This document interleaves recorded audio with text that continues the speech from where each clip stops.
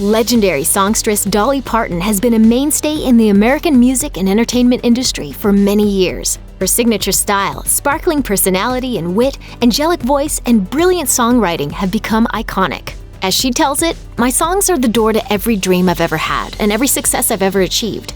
So let's look back at how far she's come. Humble beginnings.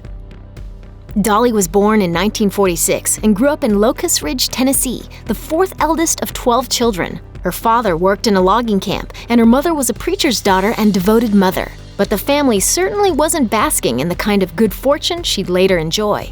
In a 1978 interview, Dolly said her aunt owned the first television and flushing toilet that Dolly ever saw. The family made their own soap and went to the river to bathe. Destiny.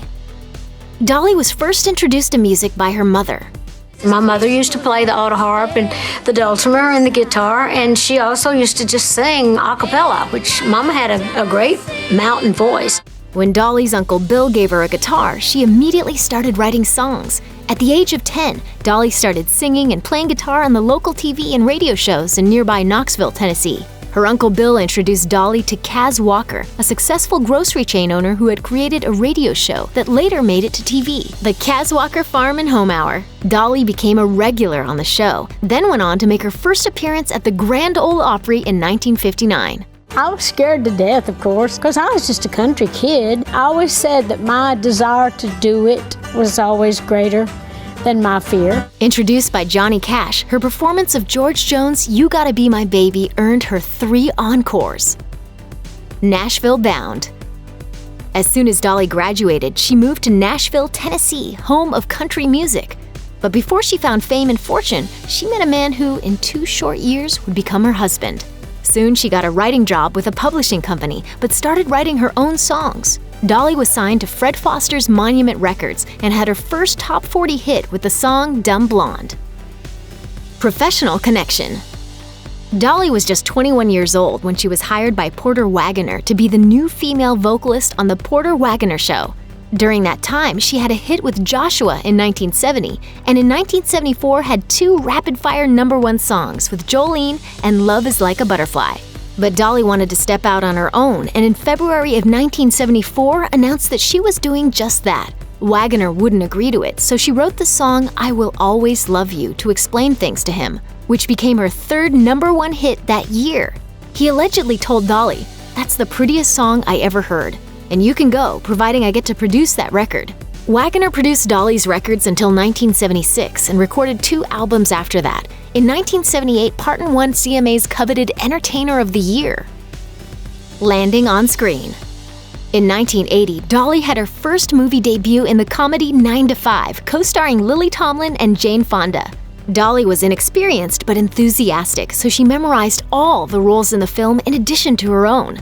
In a 1980 interview with Bobby Wygant, Dolly revealed that she filled the time in between shots by writing songs. I started putting my time to use, and I started writing songs and reading a lot, so it worked out okay. I wrote some good songs. I wrote the theme song, by the way. 9 to 5 went to #1 on the pop and country charts and earned the singer-actress an Academy Award nomination. Dolly's next movie, The Best Little Whorehouse in Texas, took #1 at the U.S. box office, knocking out E.T., which had held the spot for 6 weeks. Boobs and integrity. Dolly appeared on the cover of Playboy, bunny ears, cleavage, bow tie, and all, but she wouldn't take her clothes off for the famous mag. In the Bobby Wygant interview, she talked about turning come-ons into jokes if things got too uncomfortable, and always felt okay walking out the door if things got too weird. She said, "I did meet a lot of sleazy guys, but I never slept with anyone to get where I wanted to go." For years, fans speculated as to whether Parton had an affair with Kenny Rogers. The pair recorded the popular duet Islands in the Stream in 1983, and their chemistry raised a few eyebrows. Dolly fans know that she would never cheat on her husband, but Rogers addressed the long-held rumor in his book Luck or Something Like It, saying that the pair were wonderful friends, and anything sexual would have ruined their friendship. Paying it forward.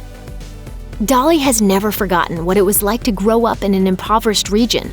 She is passionate about giving, both financially and with her time, to a number of organizations. She also founded the Dollywood Foundation, the nonprofit behind Dolly Parton's Imagination Library, which mails 1 book every month to children in Tennessee, from birth to 5 years old, regardless of the family's income. Dolly's own father could not read or write, inspiring her to offer those opportunities to those in need. Devotion. Dolly met Carl Dean that first day in Nashville in 1966, and they've been together ever since. When asked how the marriage has lasted so long, Dolly jokes, 47 of those years, I was gone. It's his first marriage and mine, and that's saying a lot to be in this business. The couple renewed their vows in a private ceremony on May 30th, 2016, on their 50th wedding anniversary. Dolly said, "He's always loved who I was, and I loved who he was, and we never tried to change each other." She wrote the song From Here to the Moon and Back for Carl. Still rockin'.